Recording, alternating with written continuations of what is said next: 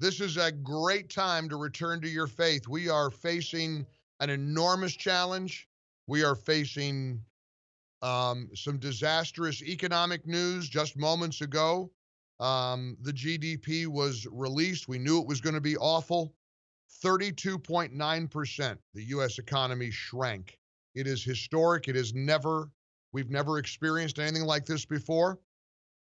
The seasonally adjusted annualized rate is 32.9% during the second quarter of 2020. The first wave of coronavirus spurred an economic collapse of record-breaking speed and size. Now, Americans are torn, just like members of Congress. I can talk to this audience every single day. And right now, if I asked you, do you want to give the Democrats their trillions-dollar wish list to just funnel more money into the economy that includes all kinds of wild-eyed subsidization of things that most Americans would never go for? Or do you believe that whatever the Democrats want, they want $3 trillion. At this point, the spigot is open. A couple of trillion more could very well help ensure that Republicans continue to be in charge, at least in the presidency and in the Senate. And if the message is, because the Democrats and the liberal media, they are already rubbing their hands together gleefully. Oh, these Republicans, look at what they're doing. Look at what these Republicans are up to. Those pesky Ted Cruzes, they don't want to keep spending any more money. They don't want to help people in need. This will be a winning message for us, and it'll carry us over the finish line. And I don't know. I don't want Republicans to get played. There are mainstream media hosts and anchors that are just loving the idea of Republicans stumbling over this issue. The Treasury Secretary Mnuchin said the night before last, Democrats and Republicans are very far apart from coming to an agreement over the next coronavirus response legislation.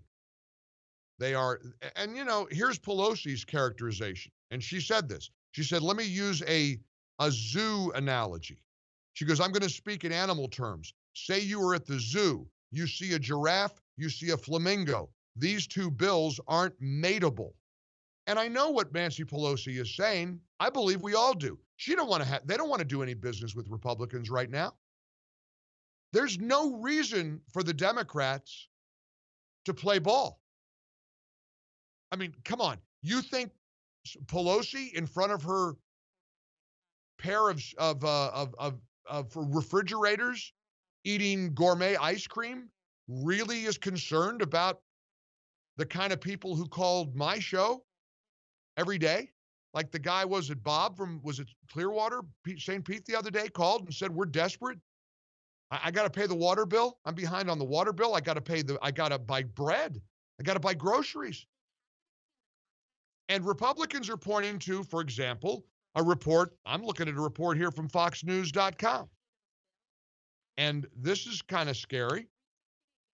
So far, states that have been seeking coronavirus relief funds, and I'm reading here from Marissa Schultz, FoxNews.com, just under 25% of the funds Congress allocated to state and local governments for coronavirus relief has been spent so far. Just a quarter of the $139 billion in payments that Congress passed in March to go to the states and local governments in the CARES Act has been spent. Now, there's a little bit of a question about the accuracy of all of this. I mean, I was just talking to my buddy Joey Hudson in South Carolina. According to this report, among the smallest spenders so far are Alabama, 0.2%. This is the percentage of the federal funds allocated to the state and its localities. Kansas has spent 1.5%, according to this report. Minnesota, 1.3%. And the report here says South Carolina has spent 0%. Now, Joey says, well, I don't think that's accurate. I know there were millions spent over here. I know Governor McMaster, the courts are being held up over here, holding up some of the spending he wants on school choice. So, maybe it's a rounding error. But I do believe it's true that a lot of the money allocated by Congress to the states, a big majority of it, has not been spent. And so the Ted Cruzes of the world and the U.S. senators saying, wait a minute, you want how many more trillions? How about we spend what we've already allocated? But again, will this be a losing proposition for the Republicans? The Republicans have everything to lose here. So listen, I don't know. This is the time when I turn to prayer. It's the time I turn to you. This is a time I reach out to you at 1-800-655-MIKE. Let's get your voice. Let's get your, what are the steps we need to take? What do you think needs to happen now? I hope you join us here in the ReliefFactor.com studios. And a Thursday, July the 30th, 2020. Hang on to your faith. Hang on to your prayer. Pray for clarity, for strength, for perseverance, for wisdom, because we got to get this country back. We're in big trouble right now, and we all know it. But we're going to get through it. It's just a matter of how.